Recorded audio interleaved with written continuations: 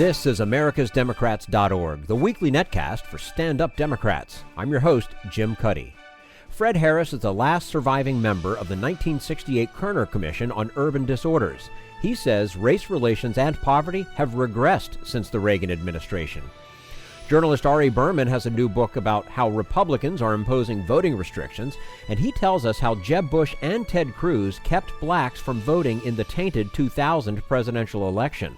And the Bill Press Show features an interview by Igor Volsky of journalist Amanda Terkel about Bernie Sanders and pot. Are you tired of Tea Party Republicans and Rush Limbaugh dominating the airwaves? Do you want the facts you won't get on Fox or even on CNN? Then stay tuned.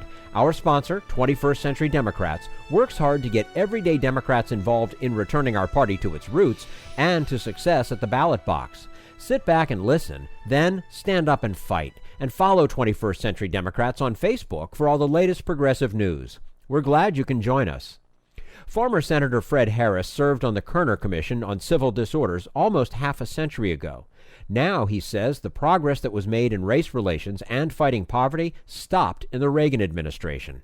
And we say hello to Fred Harris, a professor of political science at the University of New Mexico, former senator from Oklahoma, former candidate for president, and member of the National Advisory Commission on Civil Disorders. He is outspoken in defense of Native American and immigrant rights and continues to be a leader in promoting progressive causes. Fred Harris, thank you so much for joining us today on americasdemocrats.org. You bet. Good to be back here. And nice to have you with us again as well.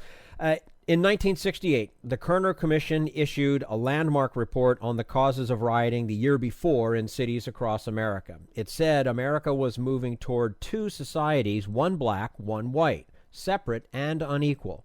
You are the only surviving member of the commission. Almost 50 years later, how have things changed? Well, for about a decade after the Kerner report, we made progress on virtually every aspect of race and poverty, and then a lot of things began to change. Globalization of the economy, the rise in technology, but particularly change in the government with the advent of the Reagan-Bush administration. That progress stopped and began to go backwards, and today things are, in some ways, worse. Poverty's worse. We've got a lot more people poor today, something like 45 million people, a little over 15% of our population. 1 in 4 children today are poor. The cities which have lost population and tax base have more or less resegregated in their housing and schools. Jobs and training and social programs have been cut. Big money has taken over a lot of influence in our politics. Production has increased. Our workers are much more productive, but wages have stagnated and in many cases actually regressed. And so what we need to do, again, I think, is to help people see what the situation is. We were, for a long time, moving in the right direction, but we're moving backward now. Well, and you wrote about this back in 1998, that equality began moving backwards. Why is this? I mean, obviously the Kerner Commission, the Kerner report was a huge wake-up call for the country, and people were probably shocked, not even recognizing it themselves. Now we're seeing it presumably all over again. Why are we seeing that? What happened? Well, 2 or 3 things. I think one time I saw a folk singer who had a kind of a patter while he tuned up his guitar, and one of the things he said was, "If I ever get this thing tuned again, I'm going to weld it." And I think that's the way we are. We think, well, why can't we just get these things settled and not have to worry about them anymore? A lot of people think, for example, that, with the civil rights movement and so forth, that was all taken care of. We don't have any problem in that field anymore. And then also a lot of people think that it's a sort of idea that Reagan made popular, that government is a part of the problem, not a part of the solution. that everything we tried in the poverty program and in civil rights and so forth didn't work. The truth is that what we tried did work. We just stopped trying it, or we stopped trying it hard enough. And what we've got to do is to get people to see what is really happening and the way so many African Americans and other minorities live in this country, the way poor people have to live. And I believe we can begin to build. But one other thing we have to do, I think, is this, and we didn't get the chance to do this, and I'd be glad to talk about why. We've got to show white people, particularly white working class people, that their own self-interest is involved in doing the sort of things we need to do to reverse this great and growing inequality of income in this country and the continuing racism, which is a problem in this country. Was it a mistake to blame white racism as strongly as the Kerner report did, or is racism so firmly ingrained in American society that little progress can be made? Well, I think it was absolutely essential that we say that what white people don't know, but black people have known forever, is that the black ghettos, we said back then, were created by white people, and they're maintained by white people. And we decided, Johnson had told us, President Johnson, I want you to let your search be free, and I want you to tell the truth. And that's what we tried to do. What caused these riots? Johnson, I'm sorry to say, he felt that there was some kind of organization and planning to them, some kind of conspiracy. We found that that was absolutely false. We found that there was such, the conditions that occurred were so terrible in housing and unemployment, in poverty, in lack of transportation, in lack of health facilities, and there was such hostility toward the police as about the only representatives of the dominant society that most of these black people saw, that the hostilities were so high that almost any random spark could set them off into violence, and that's what happened. We said we've got to say racism just straight out, not pussyfoot around about it and talk about discrimination or tolerance. And that turned out to be really important, I think, to help people begin to see how so many African Americans were living. It also was very important for black people themselves. We know from very careful studies that oppressed people very often come to hold the same bad stereotypes about themselves that the dominant society has. And it was really important to say to young black people and others, you're not crazy. You are in a really tough situation here. And I think that helped them raise their consciousness and decide to anymore sort of beg and plead to get something here and there, but to demand what was theirs as a matter of right. Mm-hmm. We're speaking with Fred Harris, professor of political science at the University of New Mexico, former senator from Oklahoma. Now, one of the Kerner Commission's recommendations was that urban police forces must become more racially diverse and sensitive. As we speak, that seems to still be a bit of a problem. How do we accomplish a turnaround in police-community relations? Well, first of all, let's think about how the police officers were operating back then in 1968 at the time of our Kerner report. I, for example, one night spent a good portion of a night walking around a black section of in the Bronx with the local district attorney, just looking at conditions myself. And we visited the police precinct office, where this has become famously, or did become famous later on. They had a big sign in the police precinct office that said Fort Apache. This was a precinct where the police were all white. They lived outside the community, outside the district, and came in to enforce the law really against the community. And we said on the Kerner Commission, we've got to stop this militarization of the police and with tanks and automatic weapons and all that. And there ought to be, the police ought to look like the community where they're enforcing the law. And they ought to be a part of the community. It was a beginning, and all of this worked. We began to make progress in all these directions for a while. The International Association of Police Chiefs backed our report. But then, I don't know, after about 10 years or so, people sort of lost interest, or and so, for example, here in Albuquerque, New Mexico, we had a community policing program that really worked a lot. But then, I don't know, a few years ago, because of, they said, fiscal constraints, they cut it back, and it doesn't exist anymore. We've got to get back to those recommendations, and I just was, for example, in Baltimore, speaking to a group called One Baltimore that was formed by civic and city leaders after Freddie Gray there was killed by the police, for which they're now indicted. And that's one of the things we talked about. They're going to have a Kerner-like commission, I think, there, and try to make improvements again in the policing in these communities. Mm-hmm.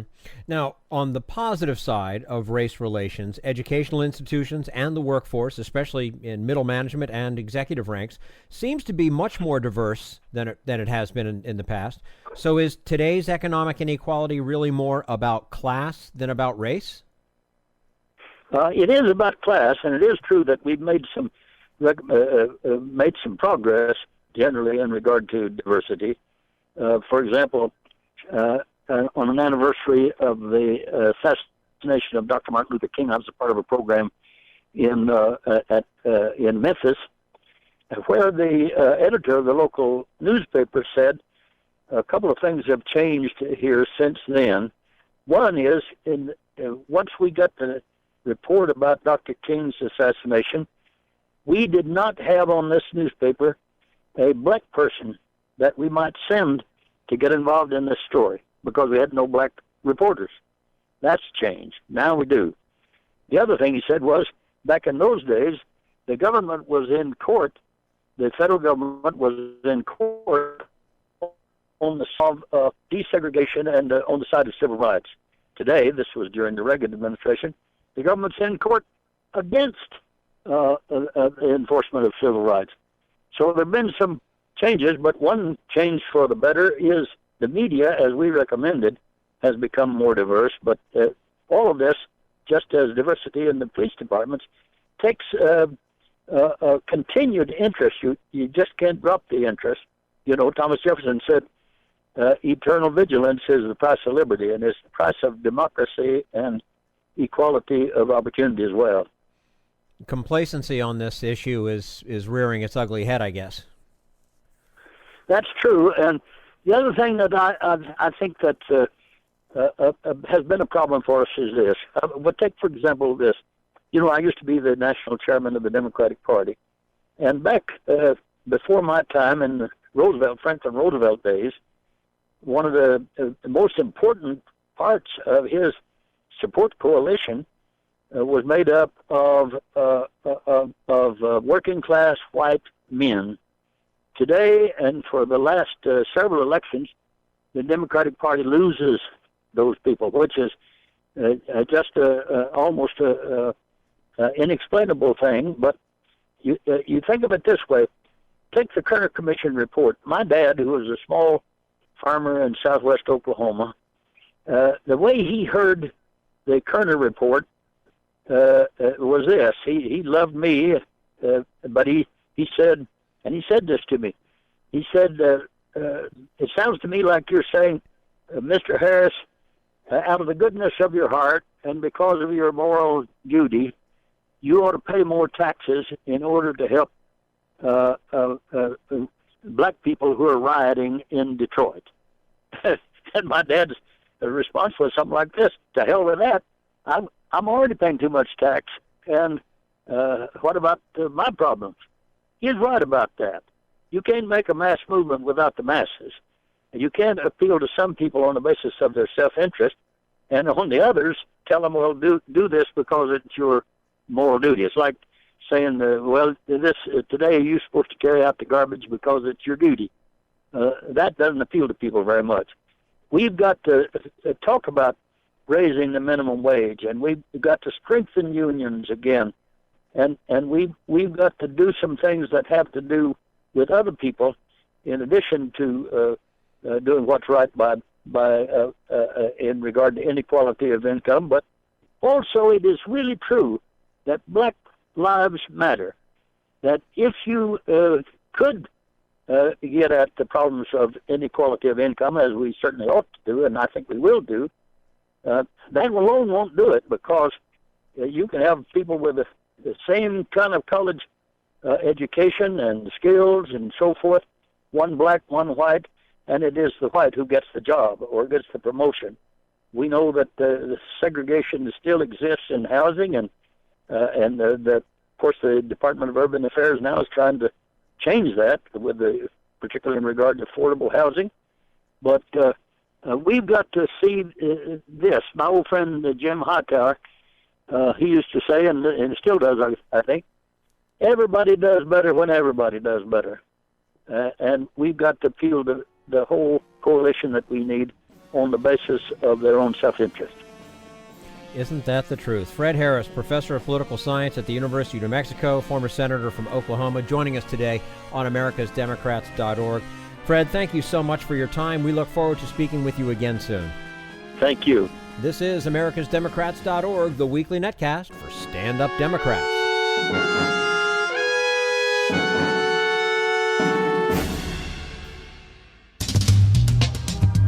We want you to sit back and listen, but we need you to stand up and fight. Do you want to get involved and help get our party back to its roots and to success at the ballot box? You can make your contribution to Democrats for America's Future and help us keep this show going, and to elect Democrats who will stand up for democratic principles. Go to americasdemocrats.org and click on Donate at the top of the page. This is americasdemocrats.org, the weekly netcast for Stand Up Democrats. The author of a new book about voting rights details how Jeb Bush and Ted Cruz led the way in keeping blacks from voting in the 2000 presidential election. More on that in just a moment. Right now, we turn to Jim Hightower, America's #1 populist, for his common sense commentary. If you're a presidential aspirant and you have to tell people you're a person of integrity, chances are you're not. These odds get worse if you have to hire someone to attest to your honor.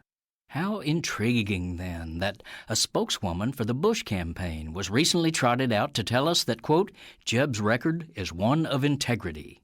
Her testimonial was necessitated by the still evolving news story that, after leaving the Florida governorship in 2007, he immediately cashed in on his name and state government contacts.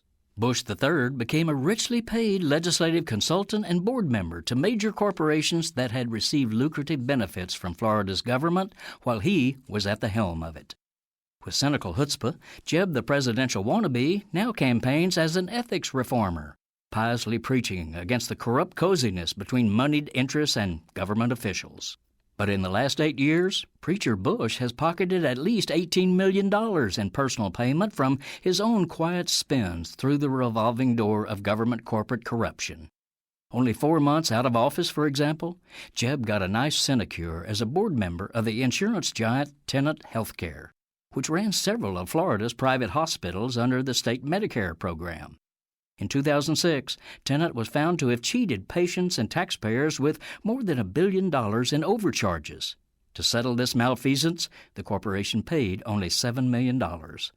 Meanwhile, Tenet recently gushed that it has benefited greatly from Mr. Bush's, quote, extensive background in government service and his perspectives on public policy and social issues.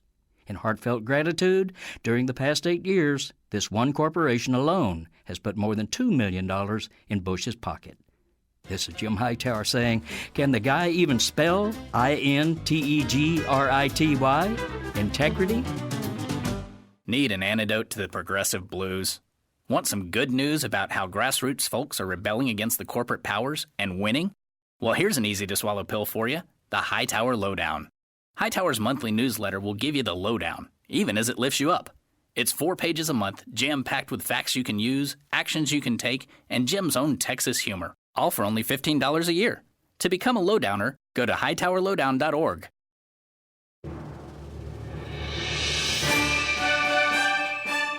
This is americasdemocrats.org, the weekly netcast for stand-up Democrats.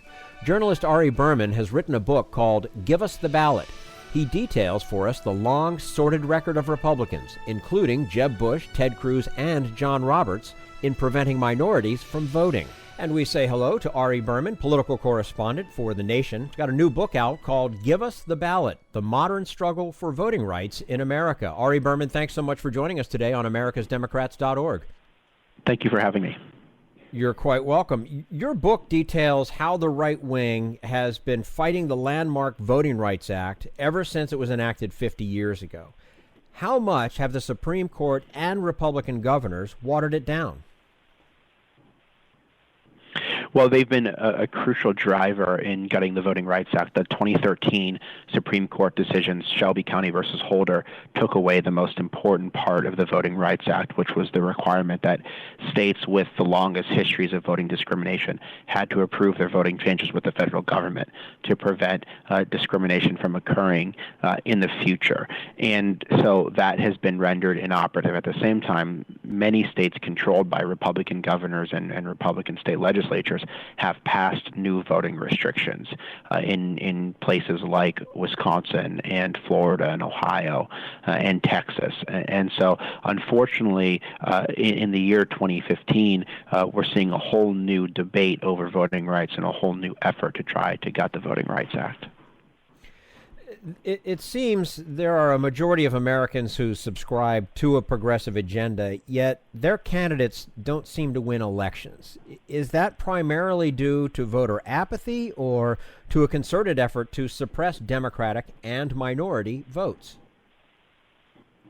Well, I mean, I think there's different reasons why people lose elections. So it's hard to say that it's because of one thing or another. I mean, I think that what we've seen is that Democrats have done pretty well on presidential levels when there's higher turnout, and they've done poorly on off-year elections when there's lower turnout. And the point of these voting restrictions is to make the electorate look more like the 2010 electorate than the 2008 electorate, meaning older, whiter, and more conservative as opposed to younger, more diverse, and more progressive.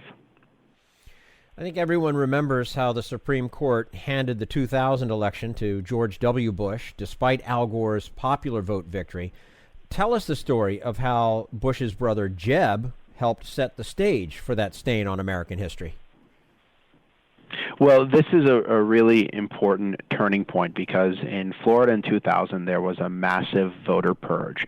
And Florida was one of those states where ex-felons couldn't vote. And the state said that there were thousands of ex-felons on the voting rolls and they needed to be purged. The problem was that the voter purge was quite inaccurate, that people were purged from the rolls even if their race or their sex or their middle name or their last name didn't match. And so there were a lot of people who were wrongly labeled as felons. And then the second problem was that the list was discriminatory, that African Americans made up 11% of Florida's electorate, but 44% of those on the voter purge list. And so many people, predominantly African-American voters, showed up on Election Day in Florida in 2000 and were wrongly told they were felons and weren't able to vote. And this was so significant because, remember, George W. Bush only won the state by 537 votes. And so after the election, the NAACP sued Florida, and they found that 12,000 people were wrongly labeled as felons and prevented from voting. And that was 22 times George W. Bush's margin of victory. And so I think it played a major role in the election. And of course, remember that Jeb Bush was governor at the time. He could have stopped this. He could have done something about it. But instead, he didn't do anything. He pointed blame at Katherine Harris. And then the Bush recount team, which Jeb was a part of, aggressively tried to prevent all of the disputed ballots from being counted. And it wasn't just Jeb Bush, but actually Ted Cruz was policy director director of the Bush campaign, and he was leading the recount effort for George W. Bush.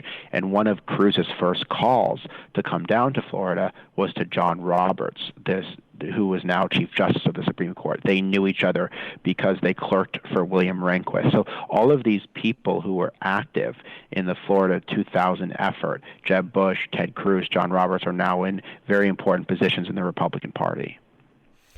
I find that to be rather disturbing, and it sort of makes that uphill climb that much tougher when you've got these three people, one with a lot of power right now and a couple of others on the verge of potentially having a lot of power. Yeah, I mean, it is disturbing, and I mean, I think it goes to show that a lot of these people have long track records when it comes to opposing voting rights. You look at John Roberts, for example, the Chief Justice. When he was a young lawyer in the Reagan Justice Department in the 1980s, and he was aggressively trying to limit the Voting Rights Act then, writing memo after memo after memo saying that the Voting Rights Act would lead to things like affirmative action in the electoral sphere, or quotas for electoral politics, or proportional representation. And clearly, those were views that Roberts still holds today. And you look at, Ted Cruz, Jeb Bush, Chris Christie. None of them are supporting laws that would make it easier to vote. Instead, they've been big supporters of laws to make it harder to vote. We're speaking with Ari Berman, political correspondent for The Nation. He's got a new book out, Give Us the Ballot, The Modern Struggle for Voting Rights in America. Republicans say that stricter laws are needed to prevent voter fraud. How much fraud has there actually been? I mean, how many legitimate voters have been denied the ballot by Republican scheming? You touched on some of that a little while ago. Well, I think many more voters have been turned away from the polls wrongly than have cast fraudulent ballots. You look at voter impersonation fraud, for example, the type of fraud that we always hear about.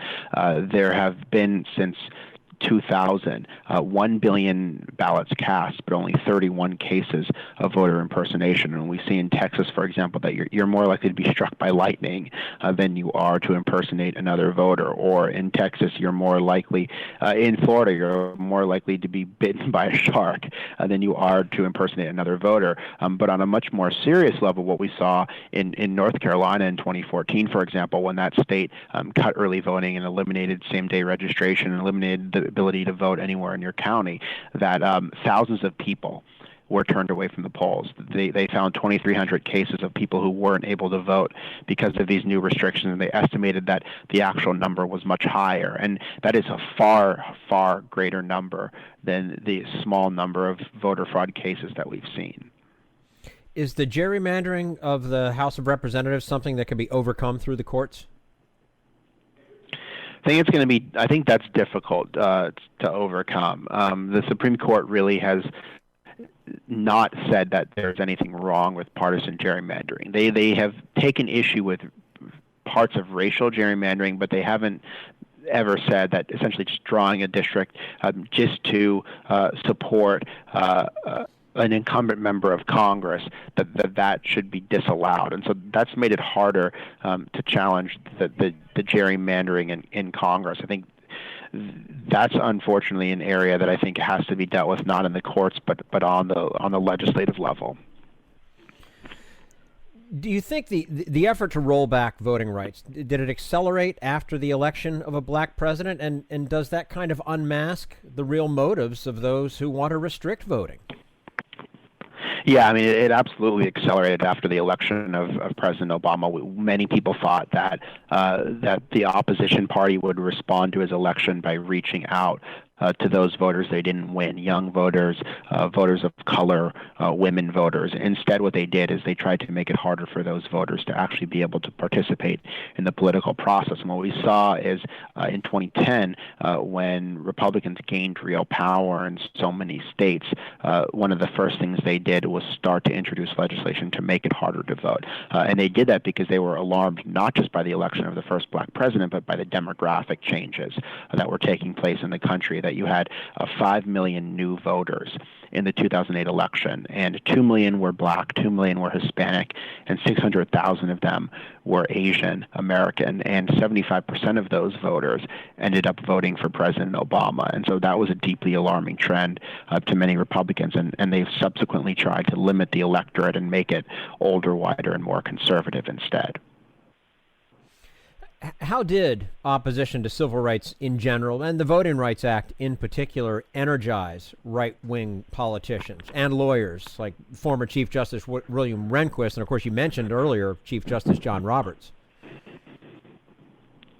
Well, what it did was basically it pushed conservative Democrats from the Democratic Party into the Republican Party, people like Strom Thurmond, the senator from South Carolina, and other people like him. And what it also did is it energized a new generation of conservative leaders. And so you mentioned William Rehnquist. William Rehnquist was someone who was not at all supportive of the Voting Rights Act. He had, and civil rights more broadly, he was someone that believed, for example, that Brown versus Board of Education was wrongly decided, that an all-white Democratic Party in primary in Texas was constitutional, and Rehnquist in the 1960s personally administered literacy tests to black and Hispanic voters when he was a Republican Party official in Arizona. And so Rehnquist's views were considered very radical when he was put on the court by Richard Nixon in the 1970s, but nonetheless what we see over time is that Rehnquist's views were then adopted, and similar views were then adopted as the majority views among many in the conservative legal establishment. People like John Roberts and Antonin Scalia and Clarence Thomas. They were people who, in the Republican Party of old, would have been considered very radical and unacceptable. But instead, they are now leaders of the conservative movement and leaders of the Supreme Court. Well, obviously, this is, and sadly, probably not the last time we're going to be talking about this. Ari Berman, political correspondent for The Nation, his new book, Us the Ballot, The Modern Struggle for Voting Rights in America. Ari, thank you so much for your time with us today on americasdemocrats.org. We do look forward to having you back again soon. Thank you very much. You're quite welcome. And this is americasdemocrats.org, the weekly netcast for stand-up Democrats.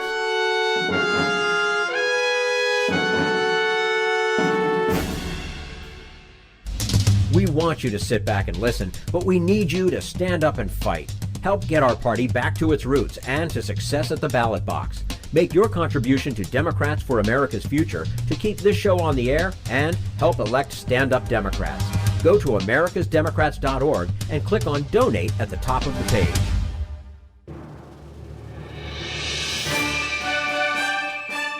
This is americasdemocrats.org, the weekly netcast for stand-up Democrats. And now, Igor Volsky interviews journalist Amanda Terkel on the Bill Press Show about Bernie Sanders and his position on marijuana. Igor Volsky of Think Progress, sitting in for Bill Press, and joining me now, my good friend Amanda Terkel. She's the senior political reporter and politics managing editor over at something called the Huffington Post? I don't know. Have you heard of it? Close, Oh, it's Huffington. The Huffington Post. Okay. It's tough to pronounce. It's a little hard. At A Terkel on Twitter, and she is, by the way, another must follow. Amanda, thank you for coming in. I know it's early. I know you were up late last night eating a lot of candy to stay awake during that train wreck of a debate.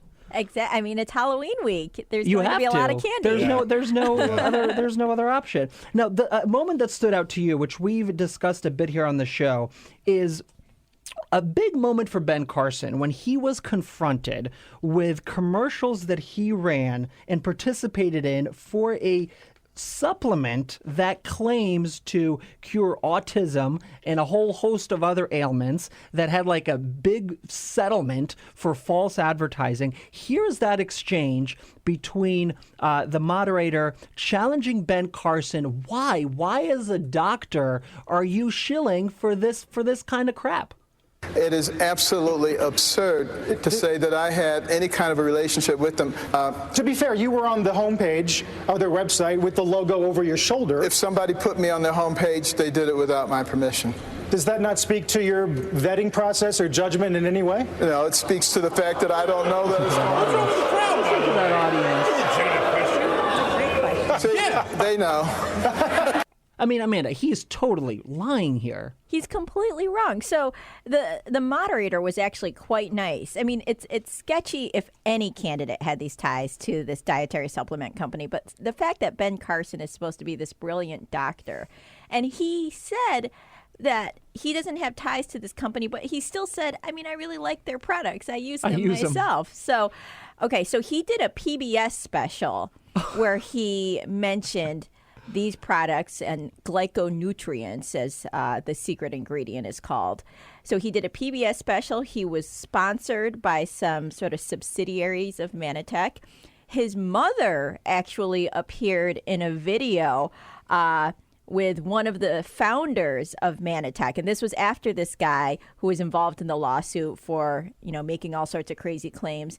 He had left the company by then, but his mother also was in this on a website about how these supplements can help cure Alzheimer's and make her feel better. So his ties, he gave speeches, he was in these ads, he was on their website, and he has extensive involvement with this company. And I don't know, he claims that they used a lot of the materials without him knowing, but I find it hard to believe he didn't know. He also once claimed that he had one of those prestigious endowed chairs at Johns Hopkins Medical, which you get if you're very distinguished. And he said in his speech that Manitech donated $2.5 million to help him get that. Wow. His campaign later said he was wrong. Oh, oops. They didn't donate any money, but Ben Carson is very, very aware of this company. Now, he's still on the website or no? Did they take him down? They've taken down a lot after the press started calling, and I think the Carson campaign said, please take this down. But you still can find some of the videos that are up, including the one with his mother. I mean, that is really astonishing. And talk about a judgment call. Right. Talk about cashing in. The question about whether this shows if he's good at vetting and his judgment is an excellent question, and something his associate Armstrong Williams, who's his business manager, has actually said, this was a great lesson for us because it shows we need to be more careful in vetting. So it was a great question by the CNBC moderator, but Ben Carson didn't really have to answer it because the audience booed it. Do you think it's going to matter? Does it matter for the Republican primary voter that Ben Carson is involved in this kind of thing? I mean, aren't they all like pushing gold and all this kind of thing in the infomercials? I mean, half of the people who ran for president are thinking of running for president or ever ran for president have this kind of strange relationship with companies that predominantly advertise on conservative media and push not only gold, but, the doomsday scenario, life kit that you need. Yes, the seeds. This kind of goes beyond just Carson. This is something that funds a lot of this conservative media. Right. I think you are right because, these supplements are primarily marketed to evangelical Christians. But, I have to say one of the best articles about Ben Carson's involvement was on the National Review, which is obviously a very conservative outlet, and they called it, I think, a troubling connection. So there are people out there who are not really on board with this, but they may be people who would be skeptical of Carson to begin with anyway, too, because obviously not everyone in the Republican Party really wants him to be president. Including, I would think, Mr. Paul Ryan, the GOP nominee for the speaker, who's probably going to be voted in as speaker today. Do you expect or predict or think that we'll see anything different from a Paul Ryan speakership? He promised to turn a new leaf from John Boehner, but yet at the same time, in order to win support from conservatives in the House, he said he'd never bring up immigration reform to the floor, that he's going to follow what's called the Hastert rule. That is, you don't vote on anything that a majority of your party doesn't agree with. So, is this going to be the same old, same old? John Boehner also wanted to follow the Hastert rule, but if you want to get anything done, you can't really do that. I think John Boehner and Paul Ryan are a lot alike. John Boehner really wanted Paul Ryan to succeed him. When Kevin McCarthy was out, he essentially said it has to be Paul. So I think that maybe Paul Ryan might be a little bit savvier in how he presents himself to his caucus, because right now I think he cares a little bit more about how they perceive him. John Boehner, he was more at the end of his career. I think he was just fed up with it and fed up with the caucus, and he did what he needed to do so it didn't fall apart. But I think Paul Ryan is looking ahead a little more. It's very likely we will see him run for president at some point. So Paul Ryan, I think, will be maybe listen to the concerns of the caucus a little bit more. But fundamentally, he makes deals too. He's made budget deals with Democrats. He believes in actually trying to get something done. So I don't think it will be that fundamentally different. See, that's an interesting point. If you think that Paul Ryan is preparing to run for president, then of course the question is, what are his incentives as he thinks about his speakership? Does it make sense for him to try to cut deals like he did with Patty Murray to get a 2-year budget deal? Or is it in his best interest to just appeal to the right wing of the party to develop all of a sudden these very pure idealistic positions and do nothing at all until they agree and come to him and come to his side of the fence? That's a great question, and it will in part depend, I think, where the party's going. But he can't look like he is just, the class president for this crazy group of students that can't seem to get anything done. Paul Ryan, I do actually believe him when he was saying that he didn't completely want this job. He might have been a little more attracted to it than he seemed, but it's sort of a miserable job, and he could probably have sat back on his committee, done his thing. Everyone likes you when you're not in charge, as I think Hillary Clinton found very much when she was very popular when she wasn't running, and now that she's running, she's getting a lot more criticism. But it's going to be a tricky dance for Paul Ryan. He is going to. I don't think the Freedom Caucus is really going to hold their fire for very long. Right now, we're in a little bit of a honeymoon, but I don't expect that to last, because the problem with the Freedom Caucus and the Republican Party right now is it's sort of two groups, and it's not conservatives and moderates. It's Republicans who are interested in governing and Republicans who aren't. And that is very hard when you're in Congress and you're a speaker and trying to manage all this.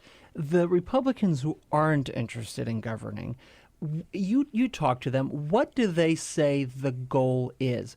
Is the goal to simply be included at the table? As many of them said, Boehner shut them out and Ryan promised a more open process. So do you, if they're part of the conversation and they don't get everything they want, will they still play ball?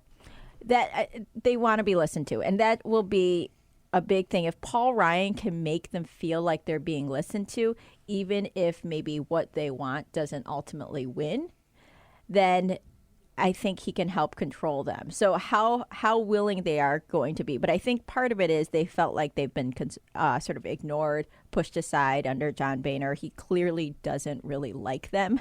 And I think they feel even more... Even though he helped elect a lot of them. He did. And I think they feel a little more welcome and a little more liked under Paul Ryan. And he is part of sort of this new generation, and a lot of these members are a little bit younger. So, I mean, they do want to be listened to, but you can't have an entire caucus and with everyone giving a different idea and expect that you can somehow govern out of that. You have to come to some sort of consensus with a Democratic president. You are not going to get through the repeal of Obamacare. It's not going to happen right now. Words of wisdom. Exactly. So, I think Paul Ryan has to give these guys a seat at the table and make sure that they're being heard. All right, we're going to take a quick break here with Amanda Terkel, senior political reporter and politics managing editor at the Huffington Post. That's all for americasdemocrats.org. Thank you to all who made today's show possible. Fred Harris, Ari Berman, and the entire Bill Press team. And thank you for listening. If you liked what you heard, please get involved in our efforts to keep this show going and to elect Democrats who are bringing the party back to its roots. Go to americasdemocrats.org and click on Donate at the top of the page. And be sure to find 21st Century Democrats on Facebook. For americasdemocrats.org, I'm your host, Jim Cuddy.